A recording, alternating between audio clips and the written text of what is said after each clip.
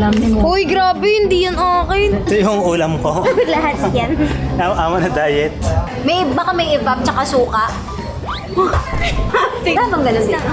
Ewan ko, never pa nga ako kumain ng ganyan. Kagat ako. Ang sarap pa rin talaga ng tapa dito. Bush, itlog.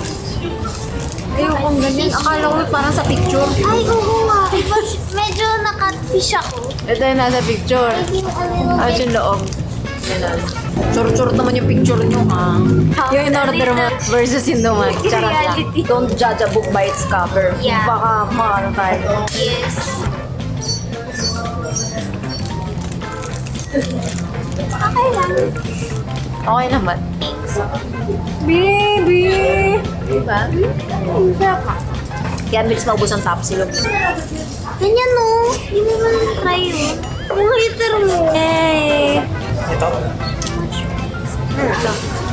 para sa suka. Ay, hindi. Gusto ko iba. Iba na gusto ko. Tapos na eh.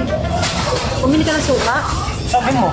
Pero wala na. Gusto na eh. Yan ang gusto mo ngayon. Iba. Paano ko Ano bang gusto mo ngayon? Ibap naman. Ayoko na ng suka. Gusto ko ito hindi ko na mabuksan. Mo, feeling mo, ano ka malaki? Bakit ka naman personal? Bubuksan ko lang. Ah! Diba? Para sa champuran. Thank you sa 7-Eleven. Ang bait ng mga... Ah! Kita naman ka. Thank you sa staff dito. Ano? Sobrang miss ko to. Pero hindi ko pa ito natatry. I mean, miss ko yung champurado ni Mama. You take your iba. Ooh.